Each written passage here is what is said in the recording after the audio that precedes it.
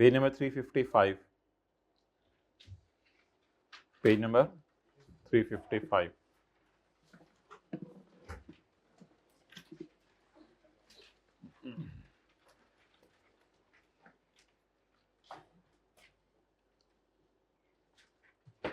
Changes in existing decommissioning and restoration liabilities. IFRIC 1, International Financial Reporting Interpretation Committee। मैंने आपको बताया था SIC 32 पढ़ाते हुए कि पहले IAS आते थे, इंटरनेशनल अकाउंटिंग स्टैंडर्ड, और उनमें कोई चीज समझ नहीं आती थी तो स्टैंडर्ड इंटरप्रिटेशन कमेटी एक SIC लॉन्च करता था। जो SIC 32 सिर्फ हमारे सिलेबस में था, लेकिन आजकल IFRS आते हैं, इंटरनेशनल फाइनेंशियल रिपोर्टिंग स्टैंडर्ड, और इनको समझाने के लिए अगर कोई मसला है तो IFRIC आता है। तो ये सबसे पहला IFRIC है जो लोगों की रिक्वेस्ट के ऊपर आया था, international financial reporting interpretation committee ने जो इशू किया था। IFRIC 1 applies to change in measurement of existing deinstallation, restoration and similar liabilities. It is both recorded as a part of cost of asset and as a liability in accordance with IAS 37. यानी इनकी पहली entry होती है PPE debit और provision credit. तो अल्हम्दुलिल्लाह इसकी double entry होती है। इसको PPE में डाल दिया जाता है या ROU की कॉस्ट में भी डाला जाता है, आप लोगों ने लीज में पढ़ा था। अब मैं आपको लीज में भी इजाजत दे रहा हूं कि आप पहले कैरिंग अमाउंट प्रोविजन के निकाल के इंटरेस्ट बेशक बैलेंसिंग निकाल लिया करें। अच्छा जी, and a liability in accordance with IAS 37। तो IAS 16 की रोशनी में ये PPE रिकॉर्ड होगा और IAS 37 की रोशनी में ये लाया। तो ये पहली वाली जनरल एंट्री है जो हम करते हैं हर क्लास में, PPE debit provision credit. The interpretation addresses how the effect of following events that change the measurement of an existing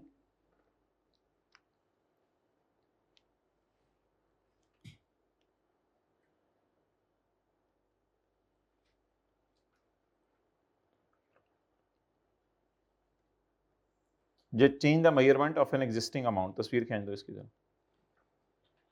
existing amount की चेंज कैसे होगी?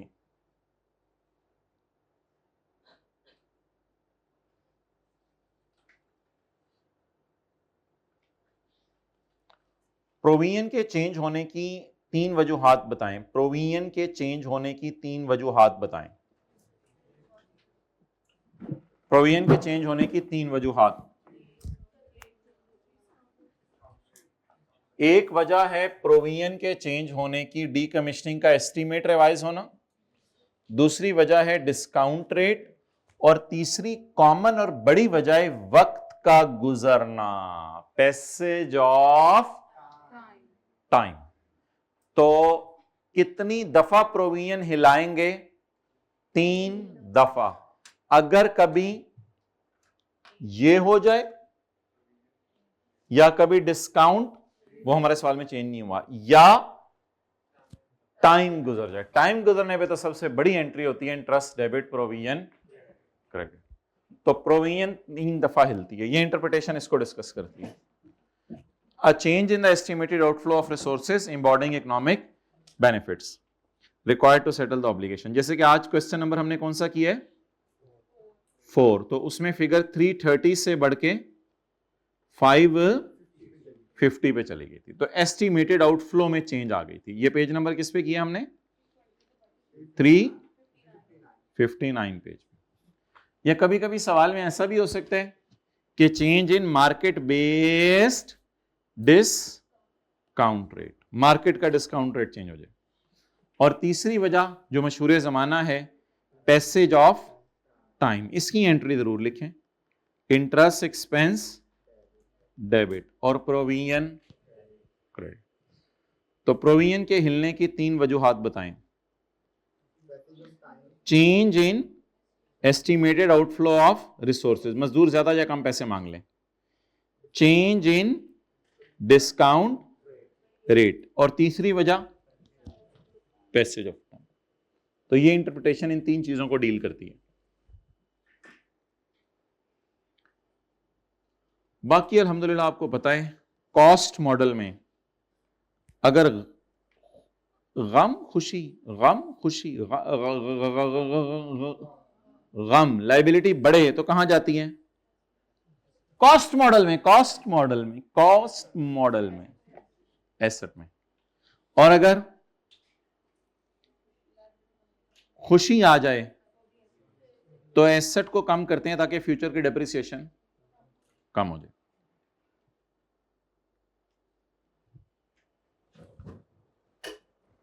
इंटरप्रिटेशन कमेटी का एक मशवरा है,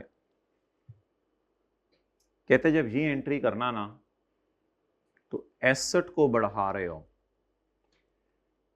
कहते एसेट्स बढ़ाना मैं तो बड़ा डरता हूं वैसे, प्रूडेंस, कहते एसेट्स चलो बढ़ा दो, कहते बढ़ा दो एसेट, लेकिन इंपेयरमेंट के लिए टेस्ट चेक कर लेना, कहीं ऐसा ना हो कि एसेट इतना बढ़ा दो कि वो इंपेयर ही हो गया हो। तो इंपेयरमेंट मशवरा है कि in above case we may consider passing asset through impairment test. तो इंपेयरमेंट टेस्ट से एसेट को गुजार दो, जरा मुनासिब होगा, क्योंकि एसेट एकदम शूट अप कर गया है। लाइबिलिटीज तो बढ़ाओ, कोई मसला नहीं, मजदूर ज्यादा पैसे मांग रहे हैं, लाइबिलिटी बढ़ाओ, लेकिन जो एसेट डेबिट कर रहे हो तो जरा चेक कर लो कहीं इंपेयर तो नहीं हो गया। अगर इंपेयर हो गया तो ये एंट्री उसी तरह करने दो, ये रहने दो, एक और एंट्री बाद में कर दो, impairment loss debit accumulated impairment loss, वो एंट्री फिर अलग से कर दो इफ रिक्वायर्ड। मतलब ये कि सजेशन है, स्ट्रॉन्ग सजेशन है कि करें आप ऐसा। अच्छा आगे चलें जी।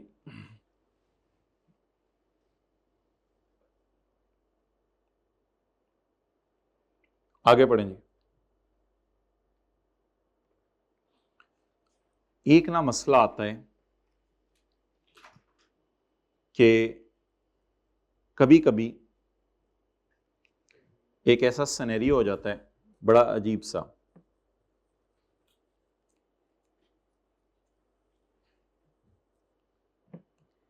एसेट अकाउंट में बैलेंस ही पड़ा है 70 और प्रोविजन में पड़ा है 90। Provision is to be decreased by 82। Provision को कितने से कम करना है? 82 से। अब एसेट में कितना बैलेंस पड़ा है? 70। और प्रोविजन कितने से कम करनी है? और प्रोविजन में कितना बैलेंस पड़ा है? 90। उसको कितने से कम करना है? 82 से। अब ये सारी पीवीज की मद में है चीजें। अब करेंगे क्या? आपको पता है हम पहले प्रोविजन को छेड़ते होते हैं, पहले एसेट को नहीं छेड़ते। प्रोविजन पड़ी कितनी है, कम कितने से करनी है? प्रोविजन डेबिट करें 82 से, और दूसरा हिट कहां मारना है?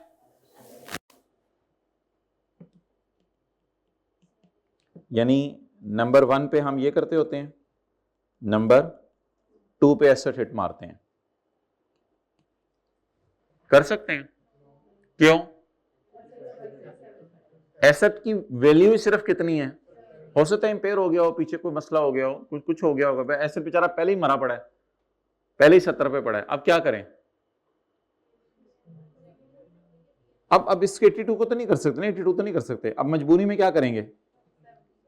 70। यही वाला लिखते होते थे पहले तो, लेकिन अभी यही वाला लिखेंगे या 70। आप बता दें प्रोविजन कम होना क्या होती है? खुशी। ये खुशी तो रिकॉर्ड करें, लेकिन एसेट में इतनी जान ही नहीं रही। अब बाकी खुशी मजबूरी है, वो फिर नंबर 3 पे ये करें कि ये कहां डाल दें? बैलेंस। और इधर 82 देखने को दिल चाह रहा था, लेकिन काट के 70 तो जो सवाल में अवेलेबल है, और खुशी 12। इस तरतीब से जरा एंट्री नोट कर लें।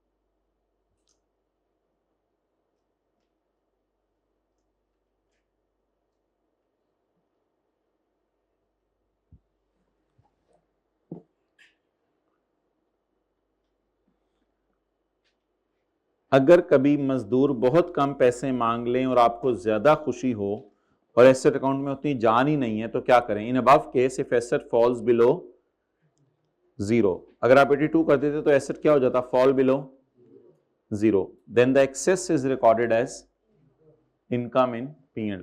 तो एक्सेस को P&L में रिकॉर्ड कर देंगे एज अ खुशी। बस अब क्या करें, और कुछ नहीं करना ना, ये मॉडल असल में कॉस्ट है ना, तो सरप्लस में कैसे लेके जाएं, ये मजबूरी है। बस अब वो और ऑप्शन कोई नहीं था ना, सरप्लस वाली ऑप्शन नहीं है, मॉडल ही कॉस्ट है, बस ये वजह है। तो ठीक है, हकीकत भी यही है, मजदूर कम पैसे मांग रहे हैं, मजबूरी कॉस्ट मॉडल की है ना। अगले सफे पे आ जाएं।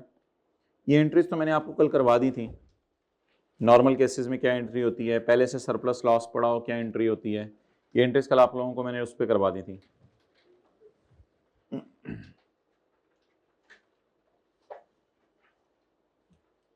फिर जो चीजें मैं टिक करा रहा हूं वो करें, बाकी की जरूरत नहीं है। Exam tips, if in question present value is given then convert it in, then तो ई वाला होना चाहिए ना, then convert it in future value before starting the question. जैसे कि आज क्वेश्चन नंबर 4 पेज नंबर, ये एक टिप थी, exam tip. If fair value in the question is net of decommissioning, then you will add the PV of restoration, and if question is silent, अगर question silent हो तो फिर आप assume कर सकते हैं कि रीवैल्यूड अमाउंट में, मैं कह रहा हूं रीवैल्यूड अमाउंट में पीवी ऑफ डीकमिशनिंग, इधर देखें, रीवैल्यूड अमाउंट में पीवी ऑफ डीकमिशनिंग डालें, लेकिन अगर सवाल साइलेंट है तो फिर एज्यूम कर सकते हैं कि रीवैल्यूड अमाउंट में पड़ी हुई है। अगर तो नेट लिखा हुआ है फिर तो ठीक है, अगर नेट नहीं लिखा हुआ तो आप एज्यूम कर सकते हैं कि पड़ी हुई, ये भी assumption ले सकते हैं। लेकिन होमवर्क के सवाल में तो लिखा हुआ था कि पड़ी हुई है, उसमें तो assumption भी लेने की जरूरत नहीं थी। अगला सवाल हमने क्लास में करना है, अगली क्लास में, ग्लेडिएटर वाला, वो बड़ा आसान सवाल है। जब कभी क्वेश्चन में रीमेजरमेंट ऑफ प्रोविजन भी हो जाए और रीवैल्यूएशन भी हो जाए सेम डेट को, हो सकता है ना, उसी दिन रीवैल्यू भी हो जाए, उसी दिन एस्टीमेट भी चेंज हो जाए, तो कोई मसला नहीं। इसमें फिर एक ही साल ब्लू लाइन भी आ जाएगी और रेड लाइन भी आ जाएगी, एक ही साल खड्डा रोड़ा इकट्ठा आ जाएगा, यानी रोड़ा क्रॉस करेंगे आगे खड्डा होगा, कोई मसला नहीं। तो इसमें हमारा मशवरा है कि पहले आप क्या करेंगे, डीकमिशनिंग की प्रोविजन पहले रिवाइज करेंगे, बाद में रीवैल्यू करेंगे। असल में इसका फायदा ये होता है कि रीवैल्यूड अमाउंट में प्रोविजन यूज होनी होती है, तो सवाल खुलेगा तो आपको बात समझ आ जाएगी। तो अगर किसी एक सवाल में ये मसला आ जाए तो भी ग्लेडिएटर वाला सवाल इंशाल्लाह अगली क्लास में करेंगे क्वेश्चन बैंक के सवालों में, तो उसमें इंशाल्लाह फिर इस इश्यू को एड्रेस कर लेंगे। तो होगा कुछ भी नहीं, बस एक रिवीजन सी हो जाएगी, ब्लू और रेड लाइन इकट्ठी आ रही होगी। अच्छा जी,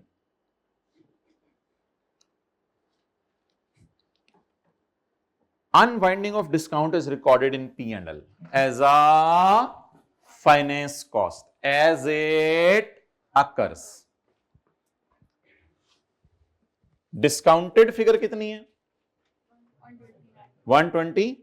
डिस्काउंट खोलने के बाद फिगर बढ़ के unwinding of discount is recorded as an interest in finance cost in the P&L। इसको P&L में डाला करेंगे, जैसे कि अभी हमने P&L बनाया था, इंटरेस्ट को P&L में डाला था। तो ये फिक्रे जरूर पढ़ने जरूरी हैं ताकि थ्योरी भी तो पता चले ना, कभी MCQs आए कुछ और आए। तो द पीरियोडिक मींस आहिस्ता आहिस्ता, the periodic unwinding of discount is recorded in P&L as a finance cost. Capitalisation is never allowed, इसको कैपिटलाइज नहीं करना, अनवाइंडिंग ऑफ डिस्काउंट को कैपिटलाइज नहीं करना। वैसे भी ये कौन सा क्वालिफाइंग एसेट है, ये तो क्वालिफाइंग एसेट है ही नहीं, ये तो खरीदते ही इस्तेमाल के काबिल था। तो इसलिए ये नहीं कहना कि आहिस्ता आहिस्ता जो इंटरेस्ट आ रहा है ये बोरोइंग कॉस्ट टाइप इंटरेस्ट है और इस पे IAS 23 लगेगा, ये ब्लेंडर नहीं मानना। IAS 23 तो उन एसेट्स पे लगता है जो इस्तेमाल होने से पहले बहुत अच्छा खासा टाइम ले बनने के लिए, तो ये कौन सा, ये तो बना बनाया एसेट था। तो इसको IAS 23 नहीं कर, ये इंटरेस्ट IAS 23 वाला नहीं है, बता रहे IAS 23 वाला इंटरेस्ट ये नहीं है। Capitalisation is never allowed. तो क्या एंट्री करते हैं हम पैसेज ऑफ टाइम की? इंटरेस्ट डेबिट, इसको कभी भी कैपिटलाइज नहीं करना। हाँ, डीकमिशनिंग का एस्टीमेट रिवाइज हो जाए, वो फिर टाइम नहीं गुजरा, वो फिर मजदूर ज्यादा पैसे मांग रहे हैं, उसको हम कैपिटलाइज करते हैं कॉस्ट मॉडल में। पूरी बात किया करें कॉस्ट मॉडल में।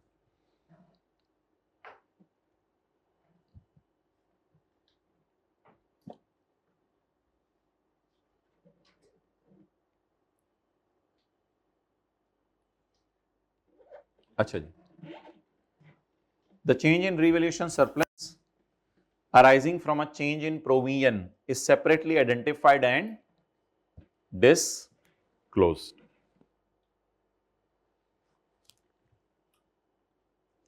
एक FAR 1 में सरप्लस की मूवमेंट बनती थी, नोट बनता था सरप्लस की मूवमेंट, सरप्लस की मूवमेंट,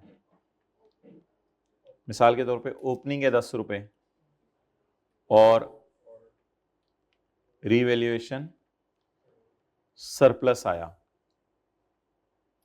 ड्यू टू एसेट और ड्यू टू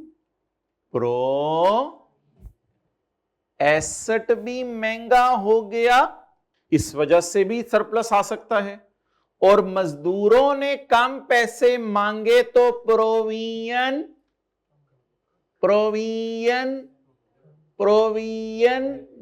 डेबिट, तो सरप्लस इन OCI, तो ये भी एक वजह बन सकती है। तो if there is a change in asset price due to asset महंगा होना एंड ड्यू टू मजदूरों के कम पैसे मांगना, it will be disclosed separately. आप कैरी डाउन सरप्लस,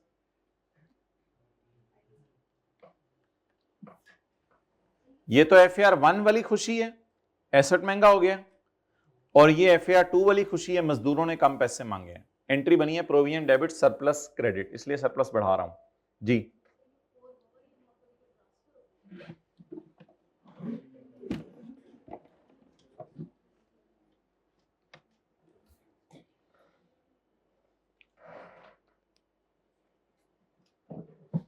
हमारा सवाल कर लेते हैं।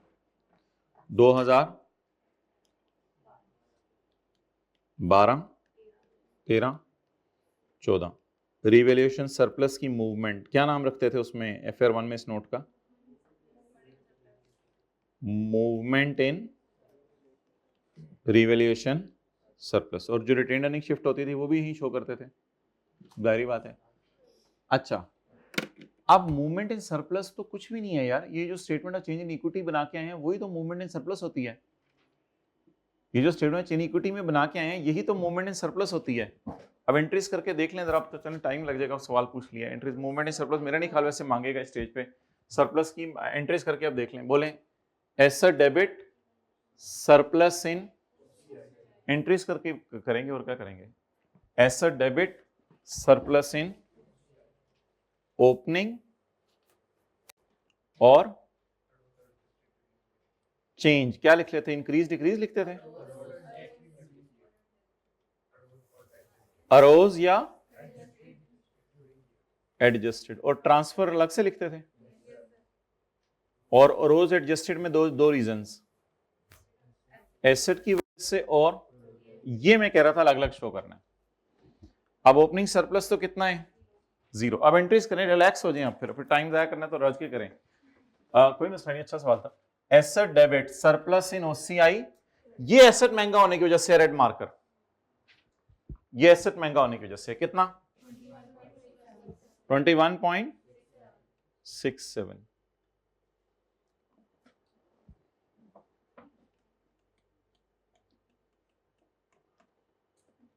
सही है। अब अगली एंट्री करें, अगली एंट्री अगले साल, surplus debit retained earning 3.1,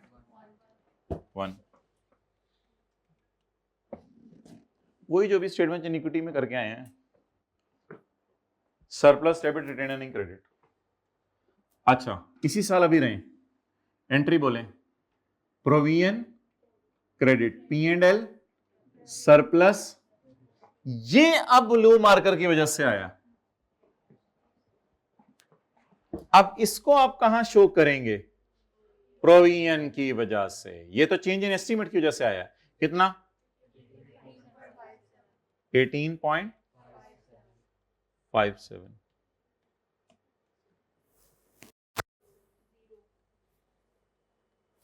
zero. और आखिरी,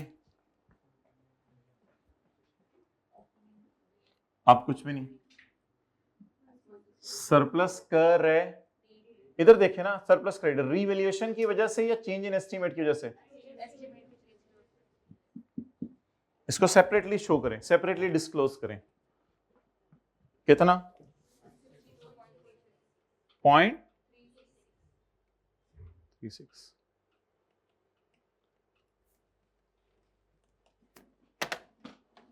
पता नहीं ये जिंदगी में पहली दफा बनवाया आप लोगों ने, बनाए क्या? वो वाली पूरा सरप्लस का कॉलम आया करेगा, इसमें एसेट रीवैल्यू होने की वजह से जो चेंज आई है और प्रोविजन की वजह से चेंज आई है उनको अलग अलग शो करना है। ये 21 रुपए क्यों खुशी आई? रेड मार्कर था, एसेट महंगा हो गया था। और ये 162 की क्यों खुशी आई?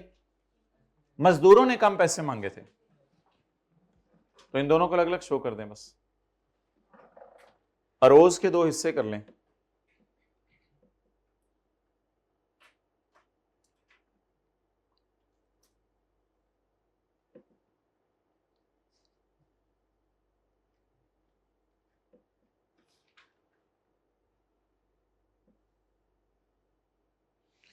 घर से मैसेज आ गया, कब आना है? नियर असर, असर 5:30 है ना आजकल। हाँ, कल भी असर में पहुंचे थे। नियर असर इंशाल्लाह, इंशाल्लाह।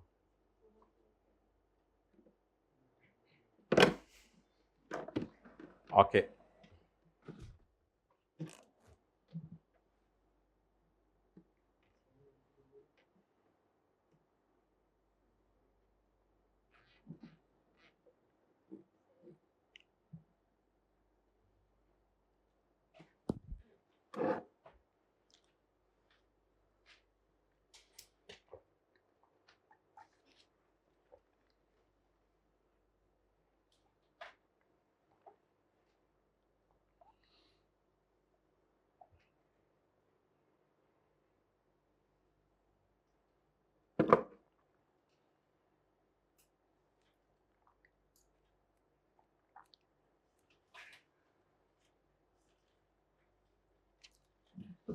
चलेंगे आगे।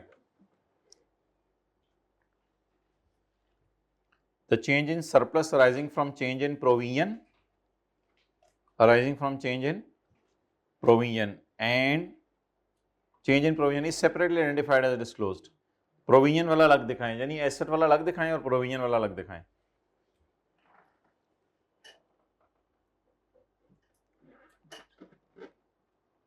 एक मशवरा दे रहे हैं, कहते जब भी प्रोविजन चेंज हुआ करे ना, एसेट को रीवैल्यू भी कर लिया करो। वैसे हम नहीं कर रहे थे, ये देखें इधर भी प्रोविजन चेंज हुई है, इससे नहीं इसने रीवैल्यू किया एसेट। कहता है मेरा मशवरा है जब कभी नीला मार्कर आया तो लाल भी चेक कर लिया, यानी रीवैल्यू भी कर लिया करो। नहीं किया, इसमें कोई नहीं जरूरत होगी। और जब कभी नीला आए तो साथ ही लाल भी चेक कर लिया करो। तो एक मशवरा है कि जब कभी क्या आए, रोड़ा आए, खड्डा आए, तो रोड़ा भी यानी रीवैल्यू भी करके देख लिया करो। उल्टा हो गया, वो जिसने कराया उससे पूछे मुझे क्या।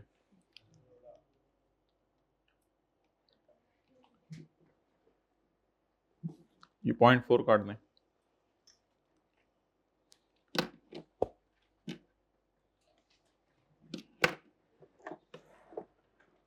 तस्वीर पूरे। अच्छा, अब आप हजरात जो है वो बस ठीक है, रिलैक्स हो जाए, एथिक्स सवाल पढ़ लें, फिर इंशाल्लाह अगली क्लास में मिलते हैं। आज तो हमने कुछ भी नहीं किया, एक सवाल की जान ली है। एक ही सवाल था, उसका P&L भी बना दिया, उसका OCA भी बना दिया, उसकी बैलेंस शीट भी बना दी, उसका PP का नोट भी बना दिया और उसका सरप्लस इन मूवमेंट का नोट भी बना दिया। तो इंशाल्लाह इसी मॉडल के सवाल हमने अगली क्लासों में रिवाइज करने हैं। अभी रिवैल्यूएशन मॉडल पे ही रहेंगे हम। कॉस्ट मॉडल तो आसान से है, कॉस्ट मॉडल आपको होमवर्क में मिलेगा, अच्छे खासे 3-4 सवाल आपको होमवर्क में मिलेंगे, ताकि डीकमीशनिंग आपकी फारिग हो जाए, मतलब समझ आ जाए, फारिग हो जाए नहीं। एथिक्स,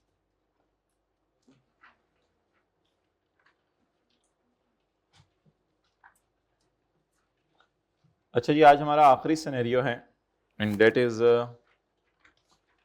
पेज 601 पे।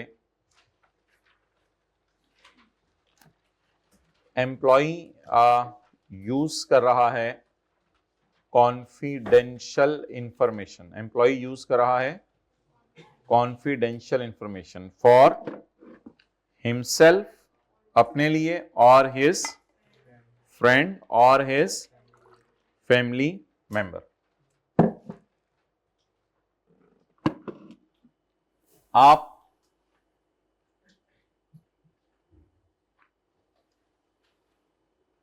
थके हारे घर पहुंचे, बेगम ने गरम गरम खाना आपको सर्व किया, गरम गरम चपेट नहीं, गरम गरम खाना आपको सर्व किया, और फिर उसके बाद बेगम ने कहा कि I am planning for investment in shares.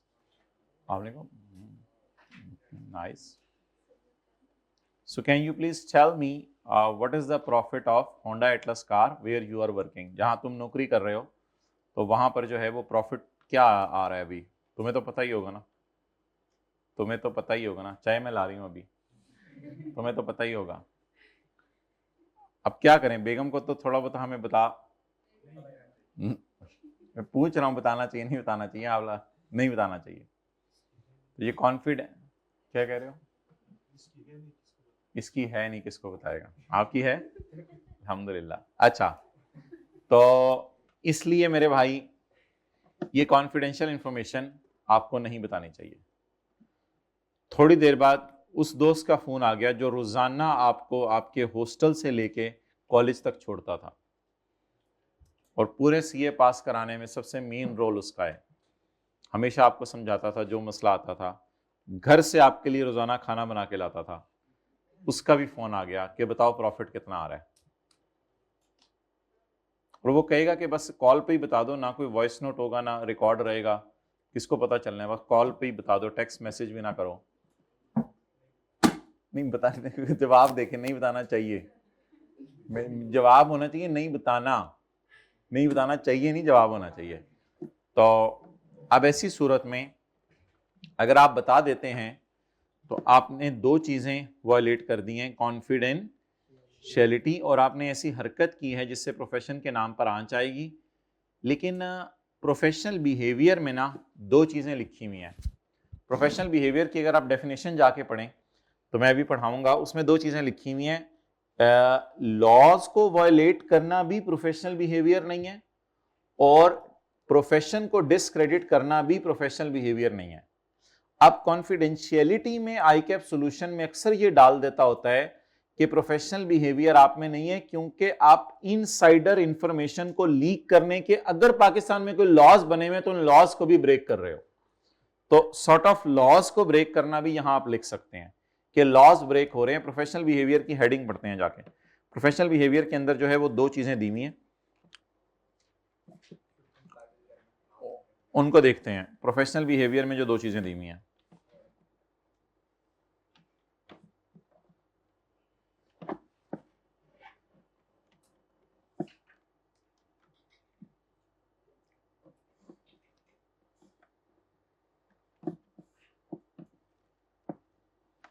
professional behavior.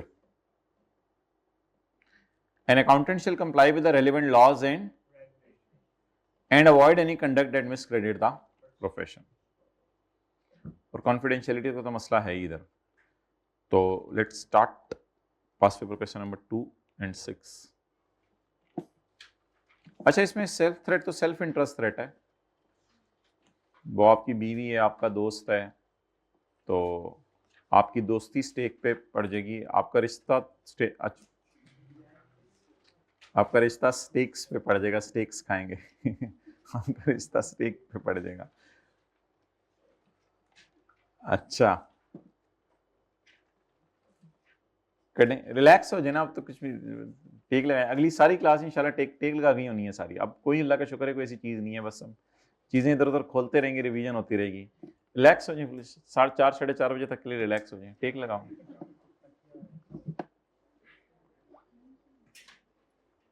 Jiya is a chartered accountant, चलो ये ना बता के कितने अरसे में किया, and works as a financial controller in Khoobsurat engineering limited.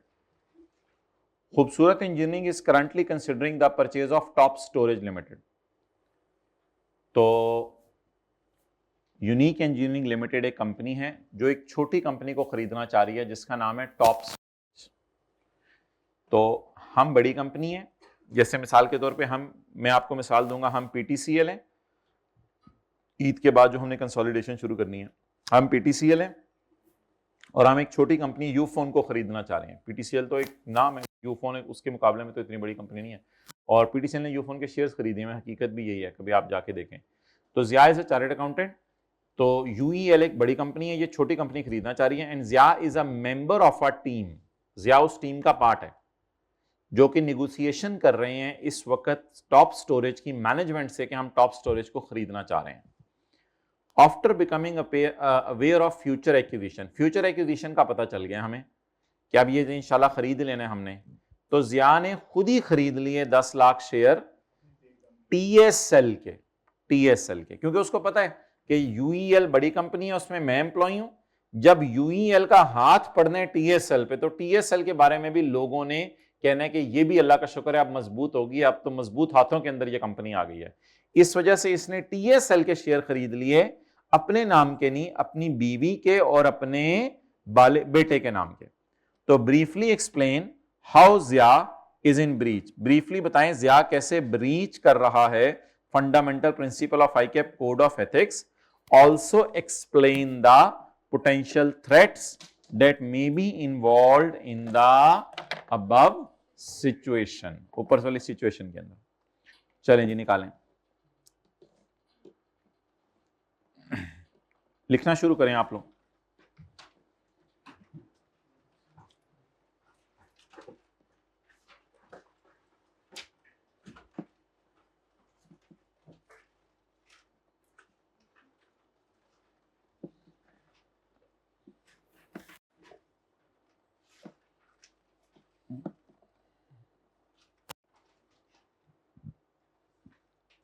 सबसे पहले तो वही लिखा करें ना, बड़े वाला, कॉन्फिडेंशियलिटी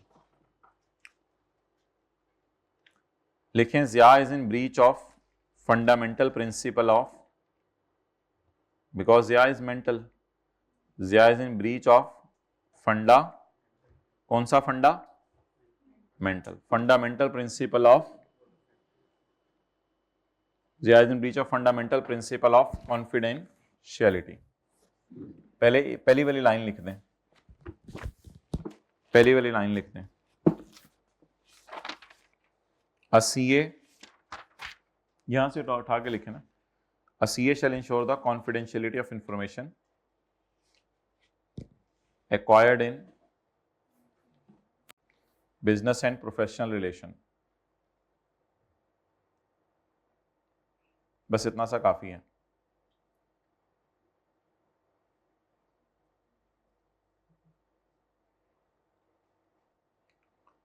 अब सिनेरियो से लिंक करें। जिया हैज ब्रीच्ड दिस प्रिंसिपल। अब यहां से ना देखें, अब अपनी अकल लगाएंगे हम। Zia has breached this principle by using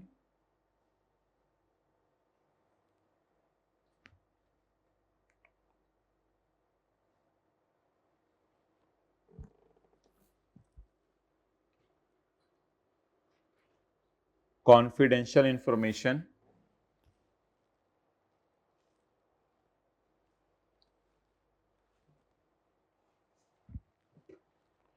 for personal advantage,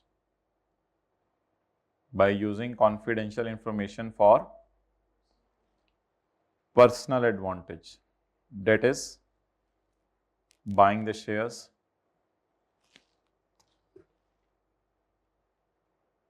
for बीवी एंड सूरज, मेरा चांद, मेरा सूरज, मेरा हीरा, बीवी एंड सन।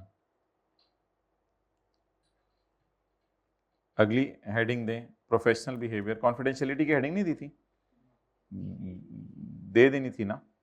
आगे हेडिंग दें प्रोफेशनल बिहेवियर, इसमें लिखें बस पहली line he, An accountant shall comply with relevant laws and avoid any action which discredit the profession. दोनों बातें लिखनी है. An accountant shall comply with relevant laws and avoid any action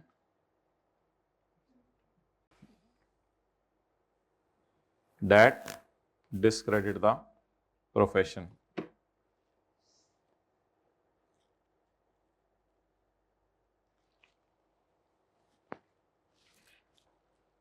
Using confidential information for personal advantage. Using confidential information for personal advantage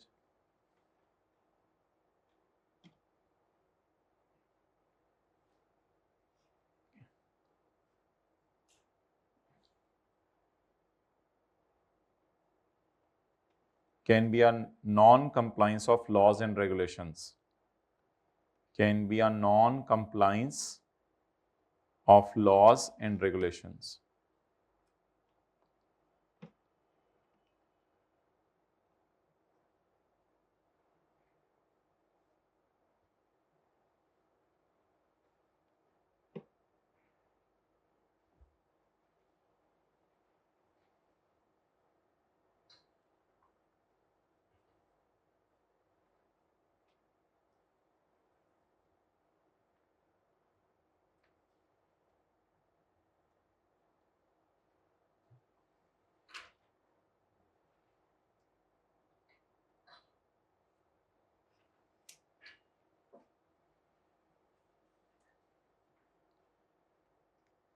Okay.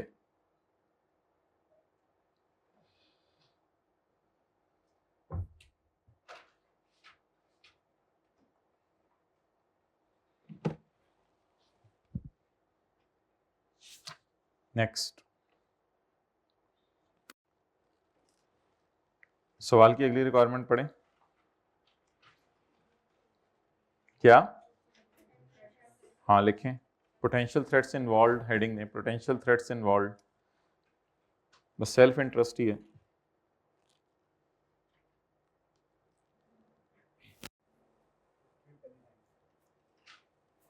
Self interest threat. It is a threat that financial or other interest will inappropriately influence a CA's judgment.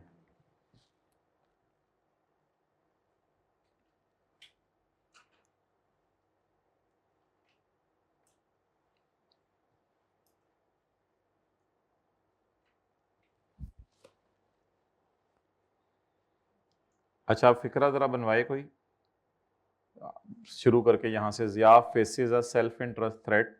आगे तरफ फिक्रा पूरा कोई करवाने की कोशिश करे. Zia faces a self. ये तो एक लाइन लिख लेना. एक लाइन नहीं भी लिखी तो डैश डैश डाल दें. अगली लाइन से कंक्लूजन लिखें. Zia is facing self interest threat.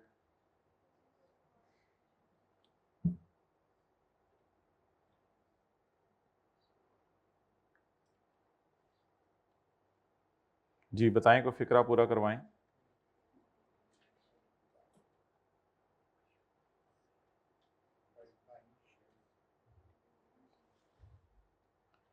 Because he will be reluctant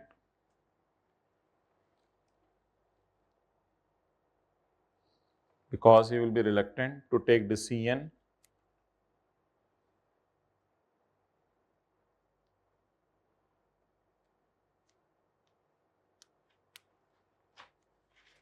he would be reluctant to take decision against his own interest.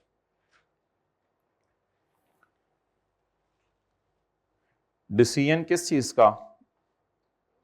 थोड़ा सा एरो डाल के या ब्रैकेट में सोचें. Of not buying. अगर बाय नहीं करता तो फिर अपने इंटरेस्ट के खिलाफ जा रहा होगा. ये चीज उसको फिर रोक देगी. उसको तो अपना इंटरेस्ट नजर आ रहा है ना. Because he would be reluctant to take decision against his own interest. Decision उसका कौन सा? For not buying. Not buying वाला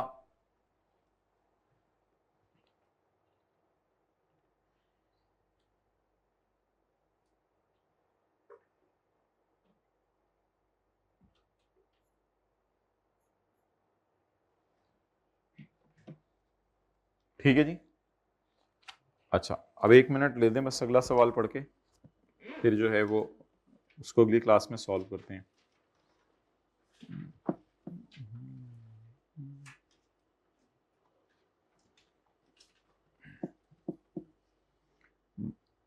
बाकिर एक फाइनेंस मैनेजर है कीवी लिमिटेड में, listed company, and reports to Shahid जो सीएफओ है। Before date of authorisation of financial statements, Zahoor एक तीसरा बंदा, इन दोनों का दोस्त है, उसने बाकिर को कहा है छोटे सीए को कि बड़ा सीए जो है उसने उसको मशवरा दिया है कि हमारी कंपनी के शेयर खरीद लो क्योंकि अर्निंग पर शेयर बहुत अच्छी आ रही है और अब तुम भी अपना मशवरा दे दो। यानी बड़े ने कॉन्फिडेंशियलिटी ब्रीच कर दी है, छोटे को भी कहा जा रहा है कि तुम भी जरा मशवरा दे दो क्या करना चाहिए। चलें जी, क्लास बाद में मिलते हैं, 2 बजे आ जाइएगा।